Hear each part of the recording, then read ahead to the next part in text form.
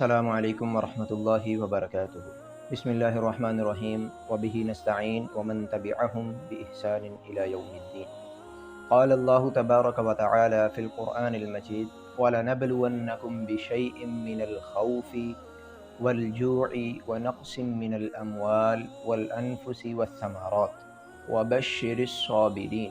اللہ رب العالمین قرآن کریم فرقان حمید کی اس آیات کریمہ کے اندر بیان فرماتے ہیں کہ اے لوگو، ہم تمہیں ضرور آزمائیں گے، کبھی خوف کے ساتھ، کبھی بھوک کے ساتھ، کبھی اولاد کی کمی زیادتی کے ساتھ، اور کبھی ثمرات کی کمی اور زیادتی کے ساتھ۔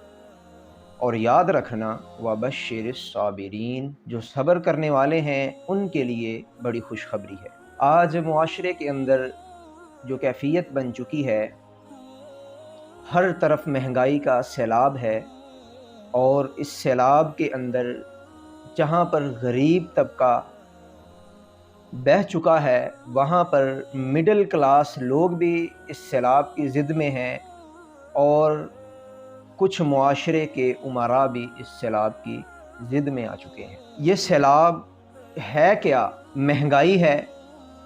مہنگائی کی وجہ سے ڈر کیا پیدا ہوتا ہے؟ نیوز چینل دیکھیے، اخبارات دیکھیے، آئے روز بے شمار ایسی سرخیاں، ایسے متن دیکھنے کو ملتے ہیں کہ گھر کے اندر راشن نہ ہونے کی وجہ سے بچے بلک رہے تھے، ماں باپ سے دیکھا نہ گیا، تو والد نے یا والدہ نے بچوں کو قتل کرنے کے بعد اپنے آپ کو قتل کر لیا۔ بے شمار ایسے واقعات دیکھنے کو ملتے ہیں کہ والد اپنے گلے کے اندر رسی ڈال کر لٹک جاتا ہے اور جان کی بازی دے دیتا ہے۔ دریافت کرنے پہ معلوم ہوتا ہے کہ والد بے بس تھا، مجبور تھا، گھر نہیں چلا سکتا تھا، تو نتیجتاً باپ نے خودکشی کر لی۔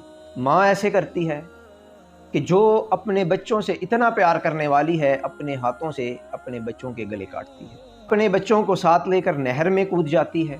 باپ ایسے کرتا ہے کہ اپنے بچوں کو ساتھ لے کر نہر میں کود جاتا ہے، گاڑی کے نیچے آ جاتا ہے۔ اور آج کل تو بہت سارے لوگ بجلی کے بلوں کی وجہ سے پریشان ہیں، اور اس کی وجہ سے بھی بے شمار لوگوں نے خودکشیاں کی۔ کیا خودکشی تمام مسائل کا حل ہے؟ کیا خودکشی کرنے سے بھوک چلی جائے گی؟ کیا خودکشی کر لینے سے مسائل حل ہو جائیں گے؟ کیا میرے، آپ کے یا معاشرے کے کسی بھی فرد کی جان چلی جانے سے مہنگائی ختم ہو جائے گی؟